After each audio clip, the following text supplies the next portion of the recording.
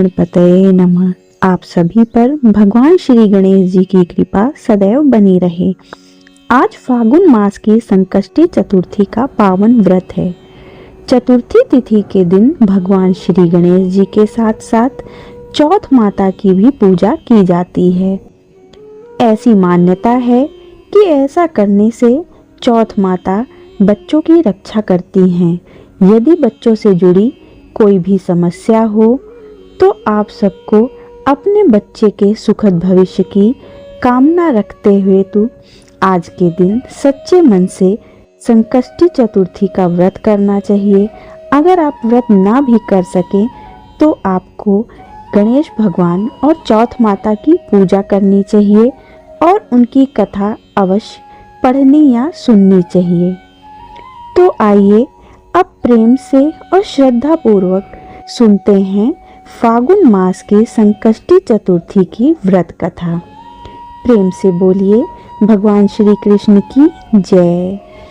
एक बार माता पार्वती जी भगवान गजानन से पूछा, हे गजानन, फागुन मास के कृष्ण पक्ष की चतुर्थी को गणेश जी की पूजा किस प्रकार करनी चाहिए?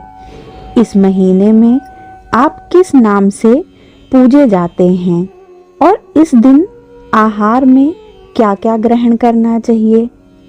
तब भगवान गणेश जी बोले, हे माता, फागुन मास की चतुर्थी तिथि को द्विज प्रिय नाम से मेरी पूजा करनी चाहिए। संकष्टी चतुर्थी के दिन भगवान गणेश के भक्तगण सूर्योदय से चंद्रोदय तक कठिन व्रत का पालन करते हैं। इस व्रत में भगवान गणेश के उपासकों द्वारा फलों तथा भूमि के भीतर उगने वाले जड़ों अथवा वनस्पतियों का ही सेवन किया जाता है। अतः आप साबूदाना, आलू, मूंगफली आदि इस प्रकार के उपयुक्त आहार खा सकते हैं और फल ग्रहण कर सकते हैं। चंद्र दर्शन के उपरांत ही द्विज प्रिय संकष्टी चतुर्थी का पारण किया जाता है।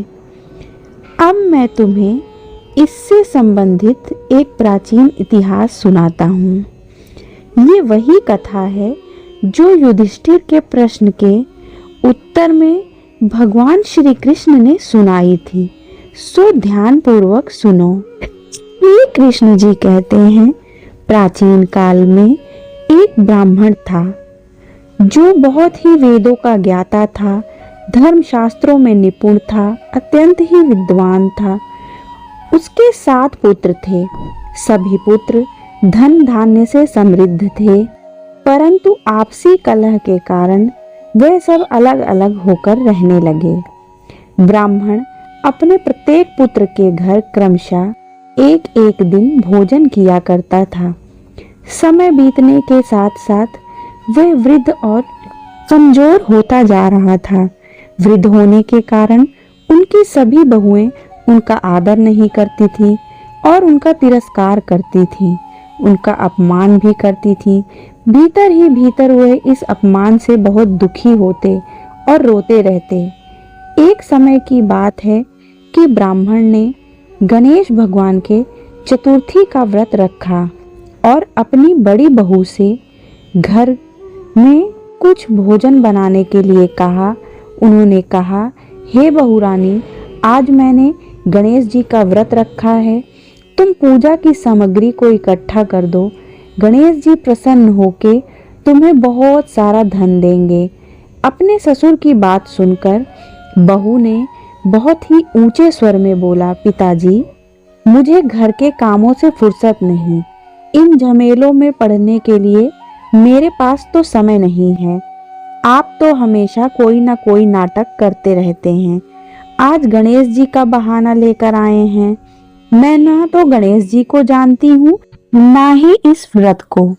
इस प्रकार अपमानित होकर वह अपनी बहू के घर से चले गए। इसी प्रकार वह बारी बारी से अपनी 6 बहुओं के यहाँ गए, परंतु सभी बहुओं ने उनका तिरस्कार ही किया। सब जगह से अपमानित होकर वह ब्राह्मण अत्यंत दुखी हो गए। अंत में वे सबसे छोटी बहू के घर जाकर बैठ गए। छोटी बहू बहुत ही निर्धन थी। वह संकोच में पड़ गई कि अब पिताजी क्या कहेंगे। ब्राह्मण बोला, हे बहू, मुझे 6 बहू ने बहुत फटकारा है। तुम्हारे हाथों व्रत सामग्री जुटाने का कोई साधन नहीं दिखता। मैं स्वयं भी बहुत वृद्ध हो चुका हूँ। ये सुनकर छोटी बहू बोली, हे पिताजी, आप इतने दुखी क्यों होते हैं? आप अपनी इच्छा के अनुसार व्रत कीजिए। मैं गणेश जी का व्रत की जो पूजा सामग्री है उसे अवश्य ही इकट्ठा करूंगी।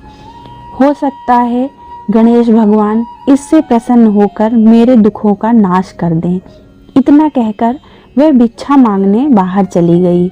फिर उसने गांव में भिक्षा मांगी और भिक्षा से जो भी धन मिला उससे वे गणेश जी की पूजा करने के लिए चंदन, फूल, अक्षत, फल, धूप, दीप, नैवेद्य, लड्डू और जो भी पूजन की सामग्री ला सकती थी वह उन्हें इकट्ठा करके ले आई और अपने ससुर के साथ मिलकर उसने विधि विधान से गणेश जी का पूजन किया।